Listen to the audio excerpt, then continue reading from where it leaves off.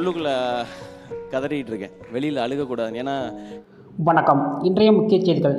SK Parasakthi பட தலைப்பிற்கு சிக்கல், கோதாவில் இறங்கிய தயாரிப்பு நிறுவனம். நடிகர் சிவகார்த்திகேயன் நடிப்பில் பராசக்தி திரைப்படம் வெளியாக இருப்பதாக போஸ்டர் வெளியான நிலையில் நடிகர் திலகம் சிவாஜி கணேசன் நடித்த பராசக்தி படத்தின் பெயரை பயன்படுத்துவதை தவிர்க்குமாறு படத்தின் தயாரிப்பு நிறுவனம் நேஷனல் பிக்சர் கேட்டுக்கொண்டுள்ளது. இதுகுறித்து அதன் செய்திக்குறிப்பில் கிருஷ்ணன் பஞ்ச் இயக்கத்தில் கலைஞர் கருணாநிதி அவர்களின் வசனத்தில் நடிகர் திலகம் சிவாஜி கணேசன் அவர்கள் அறிமுகமான 1952ஆம் ஆண்டு வெளியான திரைப்படம்தான் பராசக்தி. இந்த திரைப்படத்தில் நேஷனல் பிக்சர் சார்பில் எங்களுடைய தாத்தா திரு பெருமாள் முதலியார் அவர்கள்தான் தயாரித்து ஏவிஎம் நிறுவனம் சில ஏரியாக்களில் விநியோக உரிமையை மட்டுமே பெற்றிருந்தது. அந்த திரைப்படத்தில் சிவாஜி அவர்களை கதாநாயகனாக நடிக்க வைப்பதை ஏவிஎம் நிறுவனத்தின் ஏவி மெய்யப்பன் செட்டியார் அவர்கள்தான். எந்த ஒரு ஆட்சேபனையும் இல்லை என்று தெரிவித்தார். பெருமாள் முதலியார் அவர்களின் பிடிவாதமாக சிவாஜி அவர்களை கதாநாயக நடித்து வைத்தார்.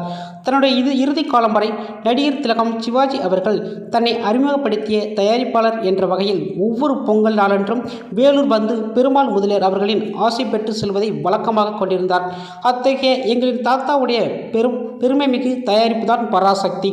பொன்விழா வைரவிழா கண்டிருக்கும் இந்த திரைப்படம் 100 ஆண்டு ஆனாலும் அதன் தாக்கம் குறையாது என்று அளவிற்கு அந்த திரைப்படத்தின் கலைஞர் அவர்களின் கனல் தெரிக்கும் வசனங்களும் நடிகர் திலகம் சிவாஜி அவர்களின் உணர்ச்சிகரமான நடிப்பும் மக்கள் மனதில் என்றென்றும் நிலைத்திருக்கும். விரைவில் வெள்ளி விழா 75வது ஆண்டு காண இருக்கும் வேளையில் பராசக்தி திரைப்படத்தை டிஜிட்டல் வடிவமைத்து மேம்படுத்தி வெளியிட நாங்கள் நேஷனல் பிக்சர் திட்டமிட்டு அதற்கான பணியை தொடங்கியிருக்கிறோம் என்ற மகிழ்ச்சியான செய்தி தமிழ் சினிமா ரசிகர்களுக்கு அறிவிப்பதில் பெருமைப்படுகின்றோம்.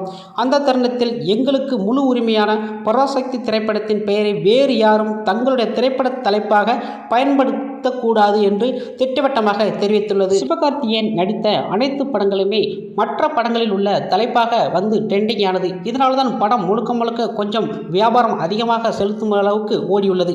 ஆனால் இந்த படமும் அதே போல பழைய படங்களில் உள்ள நல்ல அதிகமாக ஓடிய படைத்தலைப்பை வைத்திருக்கிறார். அதனால் இந்த படம் பெரும் பிரச்சனை அமைந்துள்ளது.